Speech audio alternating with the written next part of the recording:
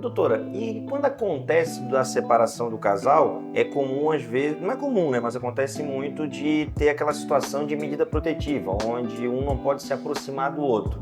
Aí como é que funciona para fazer a visita do filho, né? Porque daí normalmente está com a mãe, ele não pode se aproximar, sei lá, 500 metros, tem esse tipo de decisão, né? Como é que funciona isso? Na grande maioria dos casos, a medida protetiva ela advém da lei da Maria da Penha, né, em que há relato de violência doméstica, ela se restringe à mulher e não aos filhos, né? Então, essa medida geralmente ela engloba só a mulher e não a relação do pai com os filhos. Então, a princípio, o direito de convivência entre pais e filhos continua mesmo.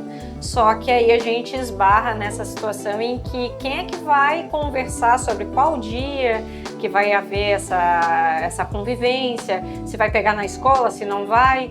Então, a gente perde a pessoa que combinaria isso, né? Então, nesse tipo de caso, é muito comum ser estabelecido uma pessoa que vai ser uma pessoa de confiança, geralmente da vítima de violência, né?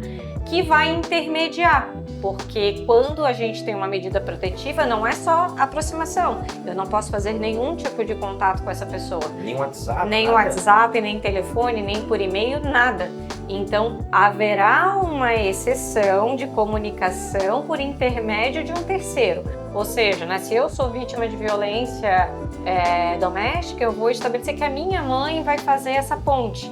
Então, eu vou passar para minha mãe o que eu acho que é necessário, a minha mãe vai comunicar o autor da violência e assim a gente vai usar ela de ponte para poder viabilizar essa convivência. Então, como a mãe mora com o filho, um exemplo, né?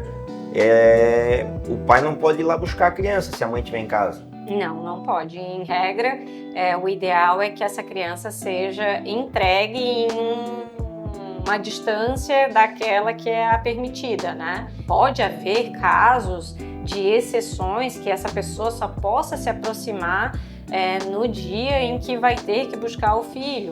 Aí, claro, cada decisão vai analisar o caso em si e pode abrir exceções. Né? Existem casos em que a gente atua em que mesmo a mulher sendo vítima de violência doméstica, ela pode se comunicar com o agressor por e-mail para tratar de assuntos de uma empresa em comum, por exemplo. Então essa é uma exceção que foi aberta dentro de um processo judicial, porque a partir do momento que não tem uma decisão nesse sentido,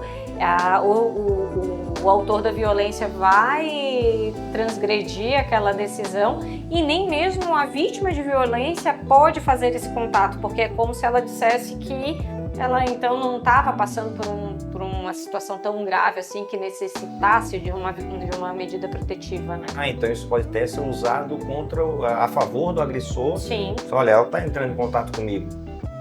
Exatamente.